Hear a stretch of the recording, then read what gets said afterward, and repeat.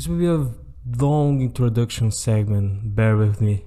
I've been watching anime through my adolescence until now, and adult. I also seen not only one type of anime, but with seasonal anime I checked dozens of different genres, art styles, animations and themes that anime can offer. Some were better than others and there were some I didn't even watch, and most importantly, there were some that I started and didn't finish it. By that I mean that I dropped them. As every teenager, I was aware that these Japanese cartoons were more explicit with its themes than the Western ones, showing blood, violence, and even sexual content to its audience, even though cartoons were seen as childish thing. However, that's why, for the West, anime got this different treatment to cartoons in which it was for a more mature audience. Sometimes not that mature, but more than kids. After all that explanation of what I saw as an anime, my point is, as a teenager, I didn't care what the anime was implicating.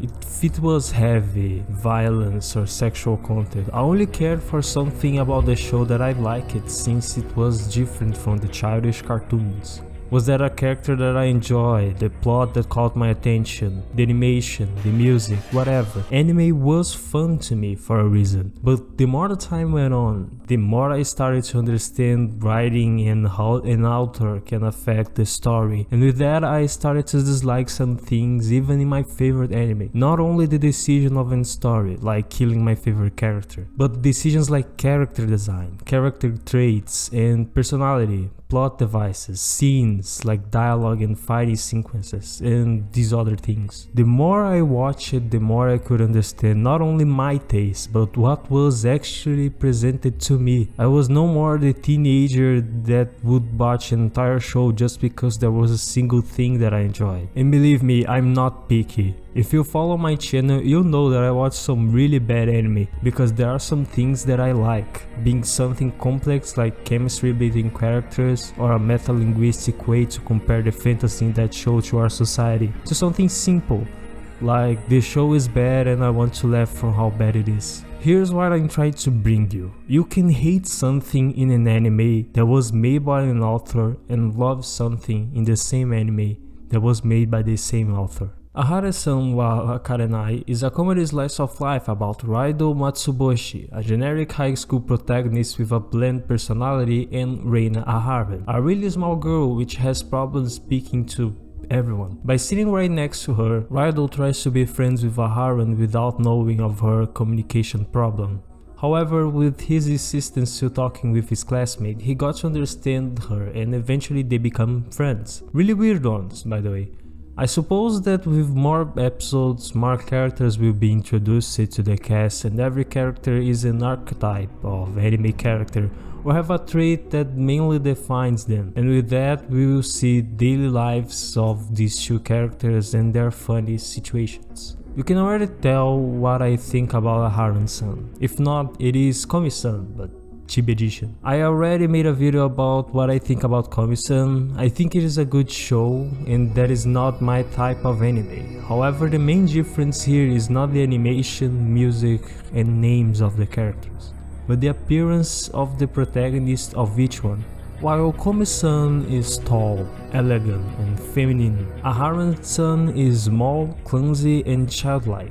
If you asked me if there was any problems with both designs, I would say no. There are anime that uses both designs extremely well in their cases, like Tachibana from After the Rain, or almost every character in Made in Abyss as examples. Now the real question is how the design are used, and for that Aharen-san design is actually fine. Let me give you a comparison. In Kobayashi-san no Maid Dragon, which I did a review by the way, from the main cast of characters there is one that reminds me of Aharen-san, and that one being Kana Kamui. I don't care if you tell me that she's a gajillion years old dragon.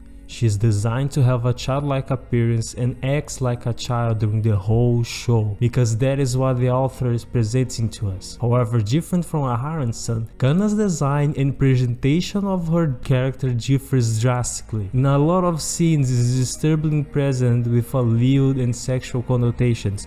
Episode 6 from the first season has these weird shots of her throughout the whole episode, and remember, the author knows that she is a kid. He writes her with that presentation and explicitly shows her in situations that are disturbing for a mature audience to watch. And if you say that this is a kid's show, you didn't watch the fucking video, where the first minutes was me saying that different from cartoons, anime is for a more mature audience, and if you are an adult, you can especially tell the author intentions by these designs and scenes. For fuck's sake, she has these socks that I see in tags of those weird manga, and her dress is conveniently short for her skin to appear. I'm not stupid, I hate this in Dragon Maid, but do I hate the show for her design?